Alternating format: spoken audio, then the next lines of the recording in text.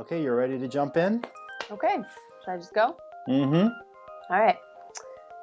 Welcome to First Reading, the Old Testament lectionary podcast for preachers. And for anyone else who loves the Hebrew Scriptures. I'm Tim McNinch.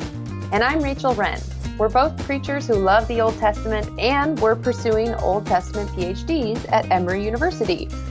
Pursuing PhDs, which seem to run farther away every day. Dissertation proposal time, eh? Yeah. Well, if you feel like sometimes your sermons are trying to run away from you, you're in a great place because we prepared for you some thoughts on the familiar, beloved psalm for this week, Psalm 23. Rachel, what have you got for this Shot of Espresso mini episode? Yeah, this is a great psalm to preach on. We're in the season of Easter. We are back in the John texts in the gospel lessons, which can feel so out of place, frankly, for me when I was preaching regularly to do the resurrection and send Jesus off, and all of a sudden you're back in John, and it just feels kind of awkward, just a little awkward, I think is what I would call it. So, what better way to break up the monotony of the lectionary season than to take a cue from Jesus, who talks about being our shepherd, and preach on Psalm 23, which begins, "The Lord is my shepherd." Now, do you think, Tim, that preaching on a very familiar psalm is going to be easy or hard? Sounds like a challenge to me because you're kind of dulled to it by over-familiarity. That's how I feel too when I'm faced with something like this. So you have one of two options as you go through this. You can either take a more familiar route. People are going to know this psalm from funerals, most likely, depending on your context. If you're a funeral-heavy context, if you're not a funeral-heavy context and more in an unchurched area, they might not be familiar with this psalm. So in that case, it might be worthwhile to start out with the kind of cultural concept of this psalm as very gentle, as very pastoral. If your context is one that is a little bit dulled to that, though, you might want to take a different tack as you walk through this psalm. Because while we're used to it sounding pastoral, it's got a really sort of sharp undertone to it. Now, the first verse, which we read as, "The Lord is my shepherd, I lack nothing, nothing shall I want." It sounds very melodic, very lyrical. The Hebrew is very sharp. It's very punctuated. That first verse is just 4 words. Adonai ro'i, lo echsar. God, my shepherd, not will I lack. It's almost more like a rap than a melody, or like a heartbeat, or even a drum. So keep that in mind with that drum thing. We'll come back to that a little bit later. Leading in then to verses 3 to 4, we have, he makes me lie down in green pastures. He leads me beside still waters. He restores my, what, Tim? Your soul. Your soul, of course. Your nefesh. No, we talked with Stephen Reed about nefesh and about my deep desire to understand this word, and so I'm bothering everyone I know to give me a definition of it. And we had some really fun insights with him talking about yearning, about core life force. And I do think that nefesh does carry those layers. But again, the same point I made then, start with the body, start with the bodily reality of what this is, and then jump to the more abstract. Because this is, again, that throat, that sort of guttural, thirsting throat. And so in the midst of this very sort of pastoral sounding beginning, you have a really dry throat. You have a dry throat that's so dry it needs to be renewed, it needs to be restored. And that begs the question, why is your throat so dry if all you're doing is chilling by lapping waters of a lake? Yeah. Here's where we start to hear more of that drum beat that I was talking in verse 1. All is not quite as simple as it seems. This is a psalm that has less to do with gentle repose and more to do with being given life during a really tough journey. Like when you're traveling a really hard, dangerous path, you're gonna need water to survive. And that path then gets picked up in verse 4, which talks about, though I walk through the valley of, pick your favorite translation, the valley of the shadow of death, the darkest valley, a valley of deepest darkness. True Confessions, when I was in the pulpit and I was reading it, I would just say the valley of the shadow of death. I think there's a lot of power in that. It's a little more figurative than the actual Hebrew is, but I think the Hebrew can sustain it as well. So if you like Valley of the Shadow of Death, I say go for it. That's just my thought on it. But again, if you're hanging out by a little lake with lapping waters, why are you going through this darkest valley?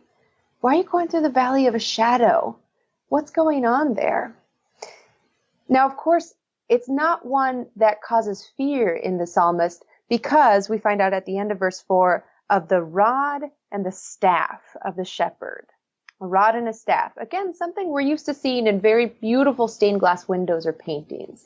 But a shepherd was a really common trope in the ancient Near East for a king. And a rod and a staff were actually defensive mechanisms. They were things that a shepherd used to defend the sheep when stuff was starting to go bad. So this whole psalm is almost kind of a play on a pastoral image, which carries this military undertone, or this defensive undertone. And this becomes even more clear in verse 5, where the psalmist says, "You spread a table before me in the presence of my enemies." And if you don't hear that darker undertone, all of a sudden it's like, whoa, enemies? We were just hanging out by the lake. Like, I was about to go jet skiing. What's the deal with enemies here? And so why are they mentioned here? That becomes clearer again as we continue to move through into verse 6. But just a quick pause. Anointing my head with oil.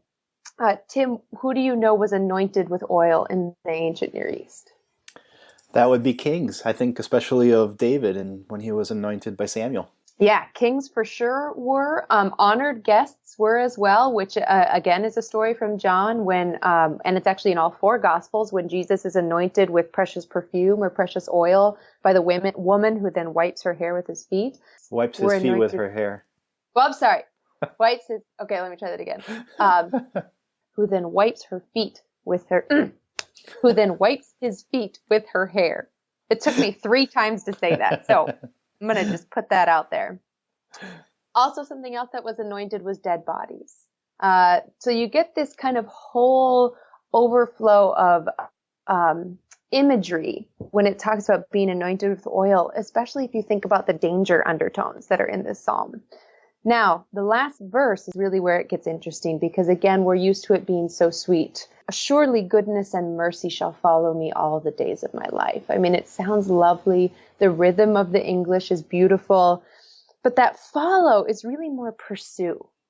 It's really more of this image of you're being dogged by something. And oftentimes what's dogging you is the enemies.